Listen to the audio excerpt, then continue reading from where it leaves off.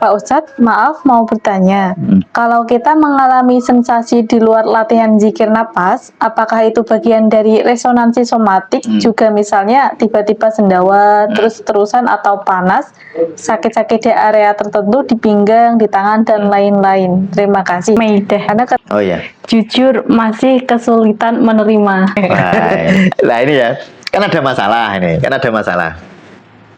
Nah, kasih contoh biar mudah ya. Kan ada masalah. Lalu masalah ini kalau bisa diterima. Nah, kan kalau bisa, ternyata tidak. Sekarang teman-teman karena nggak bisa menerima, terimalah yang nggak bisa menerima ini. Mundur ya. Nah, harusnya bisa menerima, tapi nggak bisa, mundur lagi. Terimalah tidak bisa menerima. Ternyata nggak bisa lagi, Ustadz. Ternyata nggak bisa menerima. Terimalah yang ini yang nggak bisa menerima. Mundur lagi gitu terus. Atau disebut free will, kehendak bebas, atau takdir bahkan. Ini kan ada dua hal yang bertolak belakang itu ya. Itu hanya bisa dipahami saat zikir, bukan saat mikir. Apakah masalah harus selalu dipecahkan atau dilampaui, Ustadz? Bagaimana kalau dinikmati aja? Apakah mungkin ini agak susah diceritakan ya. Ada sebuah kebahagiaan di dalam ketika seseorang itu menderita betul. Itu sebenarnya ada ruang dia bisa bahagia itu. Ini sulit saya jelaskan.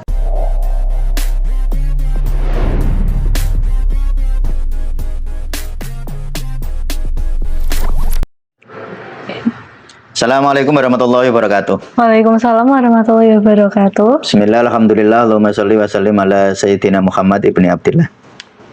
Alhamdulillah kita ada di Q&A ya. Sebelum saya menjawab pertanyaan dari teman-teman semua, saya ingin sampaikan bahwa nanti di bulan Ramadan akan ada event 21 hari zikir nafas puasa ya. Dan event itu nanti diberikan secara gratis kepada teman-teman, jadi tidak berbayar ya. Ya baik, nanti akan diumumkan oleh kami di akhir sesi nanti. Ada pertanyaan apa, Kak? Ada pertanyaan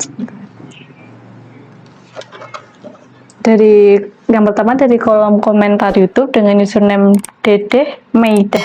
Oh ya. Jujur masih kesulitan menerima. Wah, ya diakui aja. Jadi gini loh. Kan nggak bisa menerima, diakui tidak bisa menerimanya.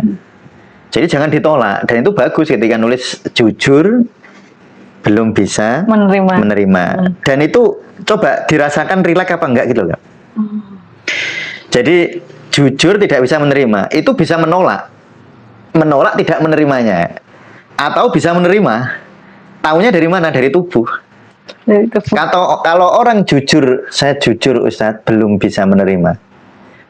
Dia artinya dia menerima bahwa dia belum bisa menerima. Nah itu rileks. Tetapi kalau belum bisa menerima, tapi terjadi ketegangan di tubuh, Kak, berarti sedang menolak tidak menerimanya itu. Nah ini ya, kan ada masalah ini, kan ada masalah. Saya kasih contoh biar mudah ya. Kan ada masalah. Lalu masalah ini kalau bisa diterima. Nah, kan kalau bisa, ternyata tidak. Sekarang teman-teman karena nggak bisa menerima, terimalah yang nggak bisa menerima ini. Mundur ya. Nah, harusnya bisa menerima, tapi nggak bisa, mundur lagi. Terimalah tidak bisa menerima. Ternyata nggak bisa lagi, Ustadz. Ternyata nggak bisa menerima. Terimalah yang ini yang nggak bisa menerima. Mundur lagi gitu terus. Ini nggak bisa, lalu terima lagi terus gitu, sampai tubuh rileks. Jadi cirinya itu tubuh rileks gitu loh, Kak. Nah orang itu biasanya dia belum rileks karena dia masih menolak. Jadi ini ada masalah, pengen menerima, nggak bisa menerima. Harusnya kan dia menerima, rasa tidak bisa menerima ini. Nah kalau bisa begitu langsung selesai. Tapi kalau enggak, dia menolak terus ini, nggak mau, saya harus menerima gitu. Memaksa diri. Sekarang saya bertanya, Kak, memaksa menerima itu bisa nggak? Ada nggak orang menerima dipaksa itu? Nggak ada. Yang bisa dipaksa tubuhnya. Kami terima ini ya, mau kami kan mau menerima, tapi hatinya kan orang. Mustahil menerima dipaksa, itu rumus ya. Kalau syariat menerima iso dipaksa. Ya syariatnya atau wujud lahiriahnya iso dipaksa, tetapi hakikatnya nggak bisa dipaksa, mustahil, nggak bisa menerima. Kami ini debat sama dosen. Kami sebenarnya belum bisa menerima hujahnya dosen. Tapi karena dosennya mendelik, kami kan bisa dipaksa menerima secara syariat. Ya sudah Pak, iya gitu. Tapi hatinya iya enggak? Enggak, sampai di rumah gerundel itu Mas Ri. Jadi menerima itu mustahil dipaksa. Jalan satu-satunya diakui.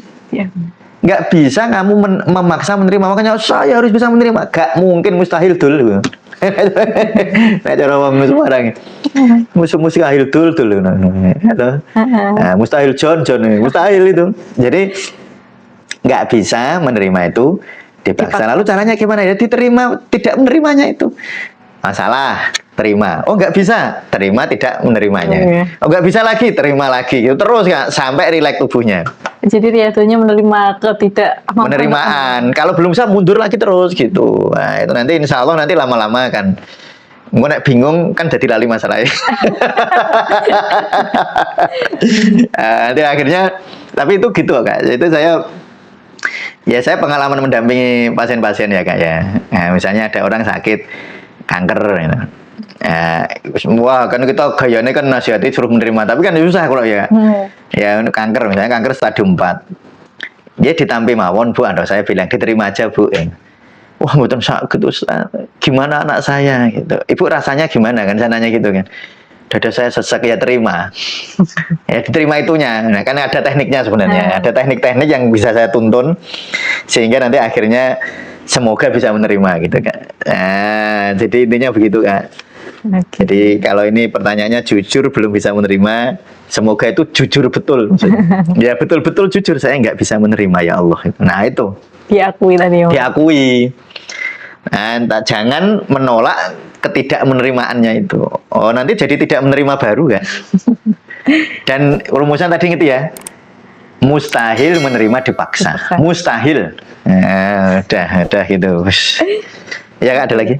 Lainnya dari username Azmila Nuril Aulia. Assalamualaikum Ustadz. Mau tanya tentang manusia mempunyai free will atau free choice. Iya, ini seperti pertanyaan antara Jabariyah dan Qadariyah ya. Ini pertanyaan sangat dalam Kak. Ya. Pertanyaan apa Kak? Sangat dalam.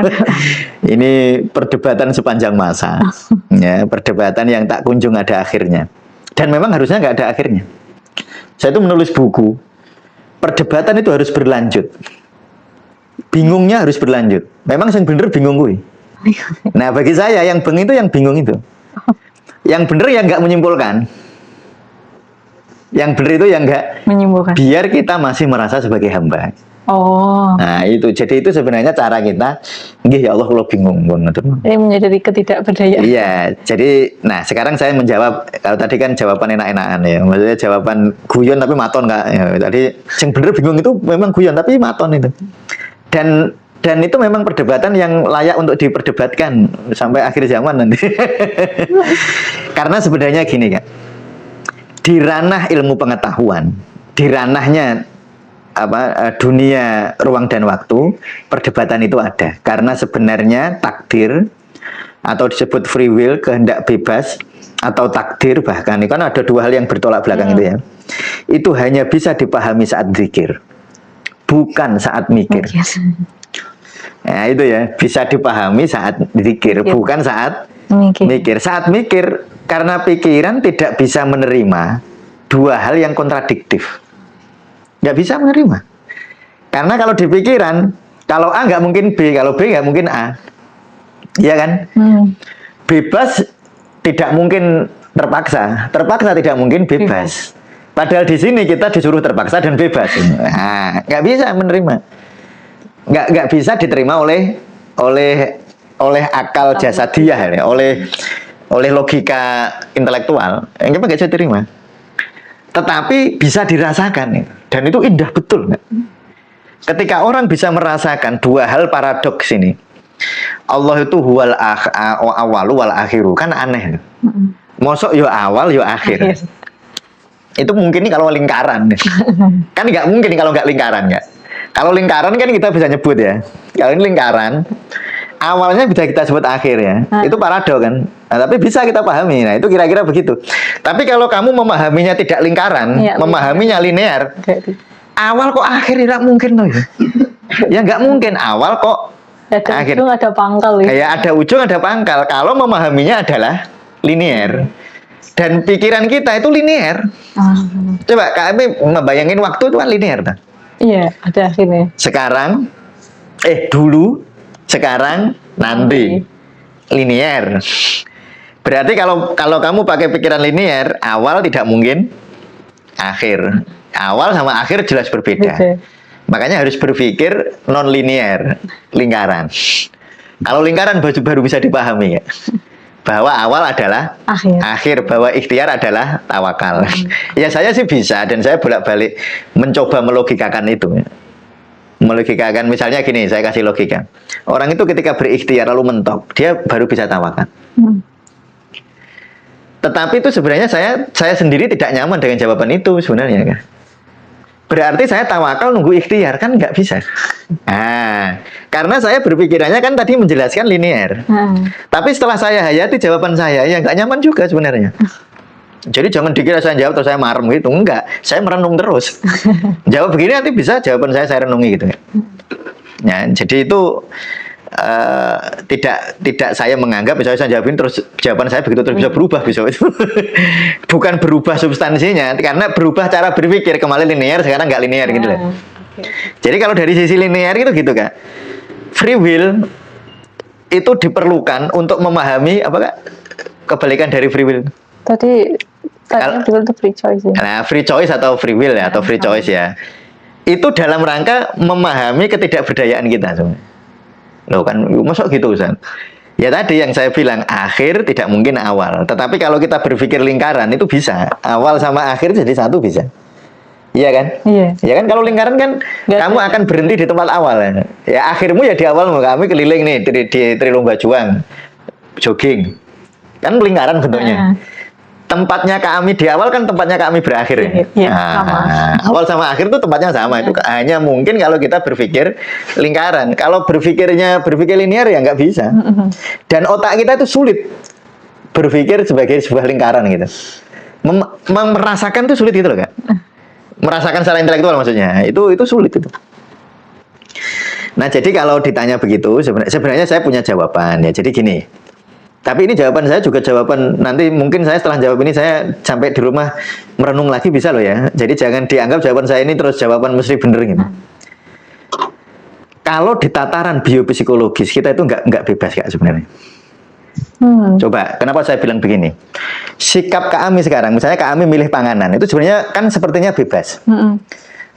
Misalnya apa? Kami yang disukai apa? Maem itu. Kalau suruh milih itu sekarang apa Kak? Telur ya. Benarkah itu bebas dari kami? Bukankah itu sebenarnya pengaruh dari masa lalu? Iya, dari kan? lingkungan. Dari lingkungan, sebenarnya nggak bebas kami itu. Kita kayaknya bebas sih. Kayaknya bebas memilih telur. Oh, itu pilihan bebas saya. Enggak. Kamu itu sudah ada memori dulu sebenarnya. Ada memori, dulu dikasih ibu telur. Lalu ibu bilang telur itu enak. Lalu memori itulah yang membuat kami menyimpulkan. Jadi sebenarnya itu bukan free will. Itu hanya ketoke free will Kak. Karena masuk alam bawah sadar ya. Ya alam bawah sadar ketoke itu free will gitu. Lalu apalagi kami dulu milih kuliah di UIN. Milih jurusan itu kan ketoke free will tuh Kak. Padahal yang enggak dipengaruhi oleh orang tua. Walaupun kadang-kadang orang tua nggak ngendikan langsung ya. Tapi kita bayangin gitu. Dipengaruhi oleh pengalaman. Dipengaruhi enggak ada free will itu sebenarnya. Karena kita dipengaruhi oleh memori-memori masa lalu yang didapatkan dari dunia eksternal. Saya kalau ditanya misalnya free will pengen makan apa, saya nggak mungkin free will saya itu saya pengen makan kebab. Kalau free will saya, kalau saya ditanya pengen makan apa, jawabnya itu apa? Jangan merico atau lontong tuyuan. Nek cara Rembang itu kalau merico. Bumbu merico Rembang itu pilihan saya. Apakah itu saya bebas? Enggak, itu karena dari kecil memang ibu saya masak merico, lontong, tuyuan. Gitu. Memang saya itu dari sana itu enggak free will. Saya milih istri memang free will. Enggak. Dipengaruhi oleh pengalaman masa lalu, Kak. Oh, oke. Dulu yang begini kayaknya kok enggak bagus. Atau ibu cerita, loh, Kalau milih istri itu gini-gini ya, Cung. Nah, kan gitu ya. Dan itu tertanam di dalam batin saya. Jadi kalau dibilang free will ya enggak juga. Itu sebenarnya pilihan-pilihan yang didasarkan oleh pengalaman dari dunia eksternal.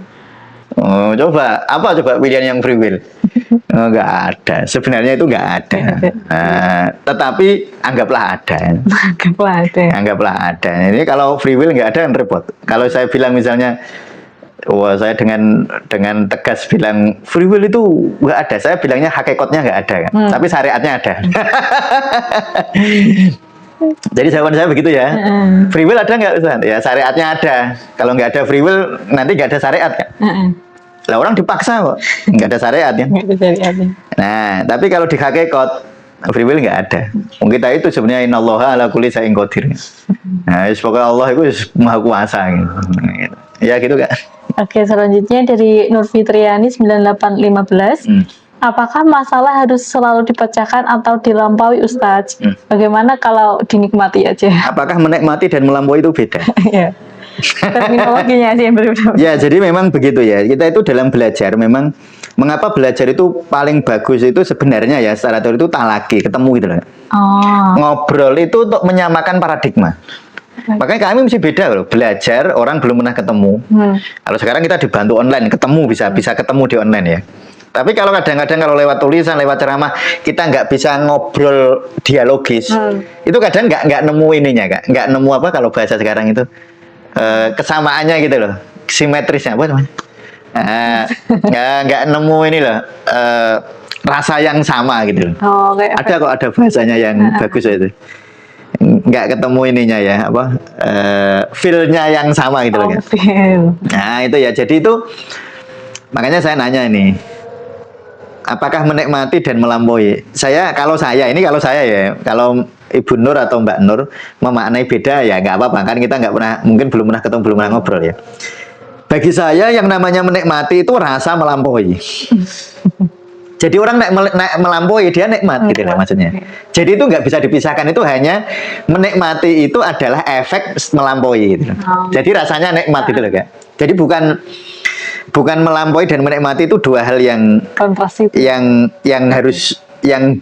terjadi dalam dua waktu, tidak. Itu dalam waktu yang sama. Jadi orang melampaui ya mesti menikmati. Jadi udah konsekuensinya. Konsekuensi dari melampaui.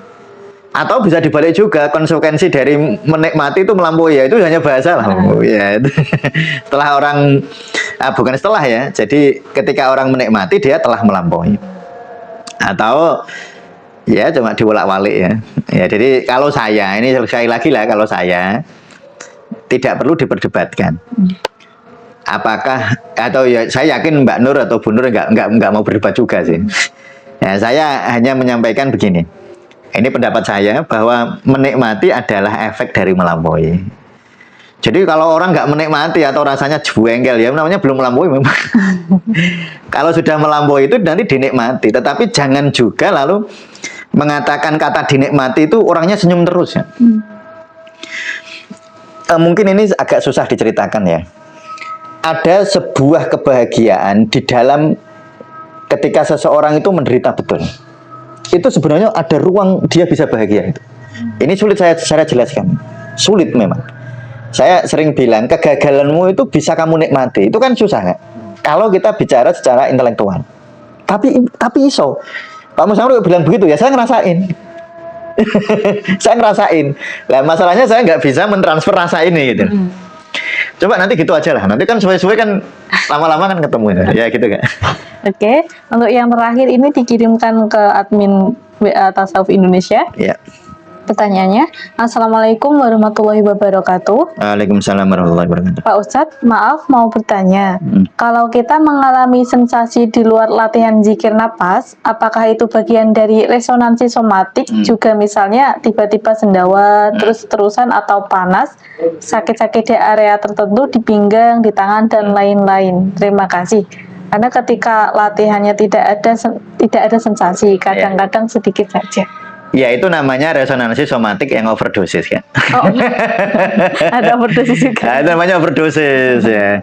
Jadi harusnya gini ya, resonansi somatik karena zikir itu kalau kita ingin berhenti dia berhenti sendiri gitu nih. Oh, jadi bisa Iya, bisa kita kontrol gitu. Jadi kalau nggak bisa dikontrol, overdosis itu. Ini misalnya gini contoh ya. Ini kan mungkin yang bertanya di yang ikut kepekaan energi zikir ya. Misalnya saya membaca ayat tertentu, lalu tangan saya merinding. Saya bisa merasakan tubuh saya ada sensasi somatik yang muncul. Tapi saya bisa misalnya terus ada tamu, kami datang, Bah. Assalamualaikum. Oh, ada kami. Saya berhenti. Nah, dia ikut berhenti. Sensasi somatiknya. Nah, kalau itu mengganggu terus, itu overdosis berarti. Tapi jangan bayar itu terus bahaya, itu ya enggak sih. Tapi itu artinya ada luka ya. Saya izinkan saya pakai kata luka batin ya, Kak ya. Itu mungkin ada luka batin yang belum tersembuhkan. Jadinya overdosis ya. Ya, jadi misalnya gini ya, orang kalau normal di demak itu loro, ya kan? Yeah. Nah, tapi dilepaskan kan ya sakitnya berhenti. Kan? Tapi kalau ada boroknya, Kak, oh iya, ditekan, wah, walau sakitnya bisa jadi, ya kan? Walaupun yang nekan sudah nggak ada gitu. Jadi ketika orang pikir lalu terjadi sensasi somatik, itu sebenarnya adalah cara tubuh untuk mengobati sebenarnya. Tapi kadang-kadang terus apa ya, keberacot, berlebihan, jadi overdosis. Nah, ini yang sebenarnya harus diwaspadai ya, diwaspadai, tapi ya jangan, nggak usah takut-takut banget lah. Zikir itu ya nggak bahaya, juga jangan takut banget. Hanya perlu apa Ustaz kalau gitu, Kak, diterima, udah itu rumusnya. Jadi misalnya gini, habis zikir geringgingen, nah, misalnya zikir semutan tangan, rasanya ada getaran atau ada apa efek-efek apa tadi resonansi somatik tertentu ya. Nah, lalu ternyata habis zikir kok masih kedutan. Oh, ayo kedutan ya, jedut-jedutin. Itu kalau masih gitu diterima aja. Nggak usah, kan kadang-kadang kan terus takut lalu menolak. Nggak boleh begini. Oh, itu malah nggak bagus. Ya, takut bertanya ini kenapa ya? Nah, dan sensasi somatik itu beda-beda, Kak. Misalnya kayak saya beberapa hari ini kan banyak begadang karena ada hajat gitu ya, banyak begadang. Otomatis itu di sini saya kencang. Gampang kenceng gitu, gampang ini karena kan bergadang kurang tidur, dan pola saya adalah orang yang tidur itu menjadi sangat penting, kan ada orang yang polanya nggak sama saya. Nah, sekarang itu kalau saya zikir nafas, latihan zikir nafas, itu ada denyutannya di sini, Kak. Di denyutan yang tempat nggak nyaman itu dia berdenyut. Dan itu saya nikmati sebagai cara Allah mengutus tubuh saya untuk mengobati dirinya sendiri gitu. Nah, dan kalau saya berhenti ya hilang sendiri, berhenti dia. Oh. Jadi kalau saya berhenti zikir nafas ya ini terus nggak berdenyut gitu. Tapi kalau ternyata saya kok misalnya contoh ya, saya berhenti kok malah denyutnya terus, malah ganggu, ya berarti itu overdosis. Nah itu lalu gimana? Pertanyaan paling bagus itu lalu bagaimana, Kak? Bukan kenapa. Kalau kenapa itu jawabnya susah. Banyak faktor sih. Wah, banyak faktor dan jawabannya bisa sangat beragam. Lalu gimana pertanyaannya ya? Paling bagus pertanyaannya lalu gimana? Diterima. Dan jawabannya selalu sama, diterima. Rileks, wajah rileks, dirilekan. Ya Allah, saya terima. Nah, kalau saya terus bikin nafas kolbiyah gitu. Tarik nafas, terima. Ya Allah, saya terima denyutan ini, hembuskan nafas ikhlas. Saya terima denyutan ini, hembuskan nafas ikhlas. Lama-lama kan, ya saya kebetulan enggak gitu. Nah, jadi gitu ya. Jadi kalau pertanyaannya begitu, apakah kalau tidak zikir kok ada sensasi somatik? Berarti sensasi somatiknya adalah overdosis. Ya itu tadi Kak, kasih contoh, ada luka, ditekan, harusnya setelah dilepas kan nggak ada sakit lagi, tapi karena ada lukanya, walaupun sudah nggak ada tekanan, dia tetap luka, tetap sakit. Namanya overdosis karena ada luka. Tapi kayak gitu nggak usah terus disedih. Lah ini kadang-kadang saya bicara begitu tuh saya khawatir kadang-kadang Kak. Yang mendengarkan itu lalu jadi takut gitu loh. Iya kan? Jadi berarti kyopo, malah nggak latihan, nggak pede lagi. Wah, ya itu malah terjebak dalam was-was itu. Ya sudah, nggak apa-apa, diterima aja. Kalau bingung ya ngobrol sama saya gitu aja. Ya. Ya saya kira gitu ya Kak ya. Ya, terima kasih teman-teman sudah menyampaikan pertanyaan-pertanyaannya. Silakan kami kalau ada pengumuman mau disampaikan. Pengumuman lanjutan tentang event gerakan 21 hari zikir nafas puasa. Gerakan event ini didasarkan pada buku panduan praktis zikir nafas, dan nanti itu ada e-booknya, tapi sifatnya tidak wajib ya bagi teman-teman yang mengikuti event ini. Itu ada e-book dengan harga senilai 50.000, atau mungkin kalau teman-teman tertarik untuk mendapatkan paket yang menarik lainnya, itu ada paket banding seharga 75.000 yang mana akan mendapatkan 3 e-book. Yang pertama itu ada e-book panduan 21 hari zikir nafas puasa, yang kedua ada puasa obat dahsyat, dan yang ketiga ada menyelami hakikat sholat. Yeah. Untuk pembeliannya itu dimulai dari tanggal 10 Februari 2026 dan terkhusus untuk teman-teman yang telah memiliki buku zikir nafas, panduan praktis zikir nafas maksudnya, akan mendapatkan buku panduan 21 hari zikir nafas puasa secara gratis. Ya. Ya gitu kami. Cukup. Terima kasih teman-teman ya. Terima kasih. Semoga bahagia selalu. Wassalamualaikum warahmatullahi wabarakatuh. Waalaikumsalam warahmatullahi wabarakatuh.